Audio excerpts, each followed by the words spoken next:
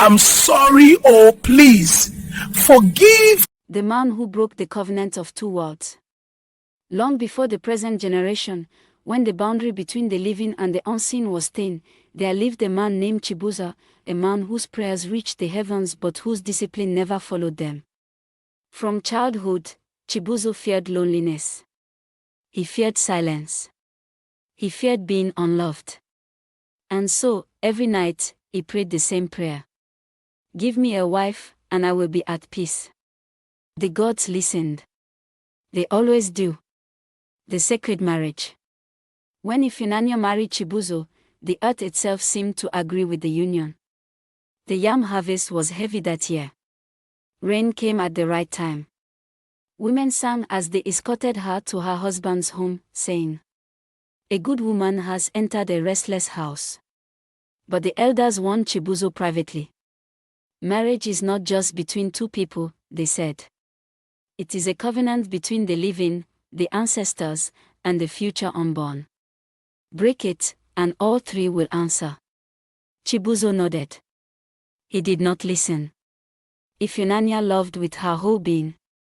She cooked with intention. She prayed with sincerity. She called her husband's name with respect, even when he was not present. She became a wall around him, shielding his reputation, absorbing his flaws.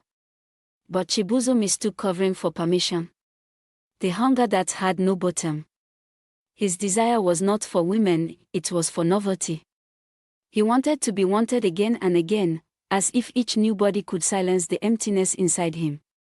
Each betrayal fed a hunger that only grew sharper. At night, he returned home and lay beside Ifunanya, carrying with him invisible stains. And each time he did, something unseen stirred. The ancestors noticed. The earth noticed. The marriage shrine noticed. Small signs appeared first. The oil lamp flickered without wind. The family goat refused to eat from his hand. Ifunanya began to dream of rivers that turned black when she drank from them. She said nothing. Silence is sometimes the most dangerous form of love. The first blood. When the sickness came, it did not announce itself loudly. It crept in like a whisper. Fatigue.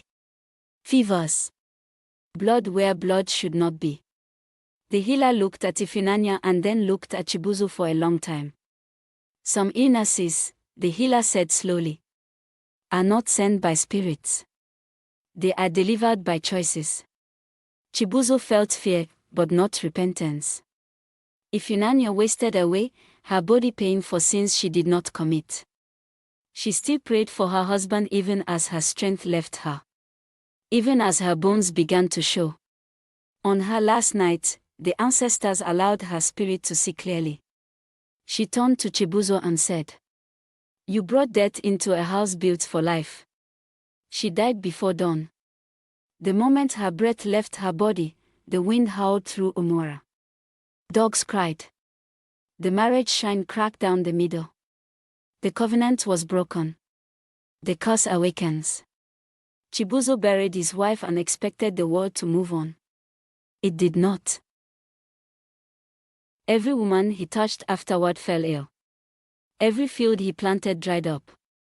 Children cried when they saw him, as if recognizing something wrong beneath his skin.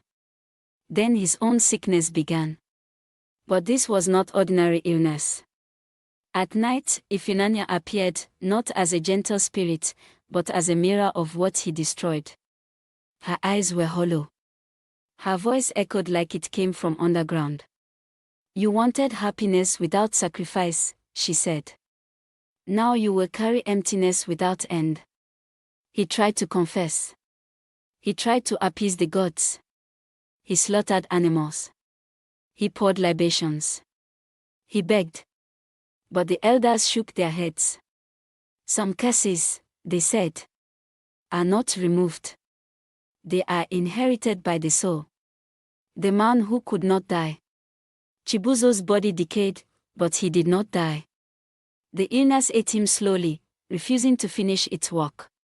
He lost his hair, his teeth, his strength. But death passed him by again and again. he became something else. A warning. People claimed they saw him wandering at night, half living, half gone, calling Iphigenia's name at crossroads. Others said he aged beyond reason, shrinking until he looked like a child wrapped in an old man's skin. When death finally came, the earth rejected him. The ground cracked open and closed again. 3 times. Only on the 4th attempt did the soil accept his body, far from Iphigenia's grave. Even in death, the covenant remained broken. The eternal lesson. It is said that Chibuzo's spirit never joined the ancestors. Instead, he roams the boundary between worlds, unable to rest, whispering regret into the ears of unfaithful men. And elders still warn newly married couples. Do not invite storms into sacred houses. Do not break covenants you are too weak to repair. Because some marriages are blessed by heaven and destroyed by the hands that prayed for them. And so the myth remains.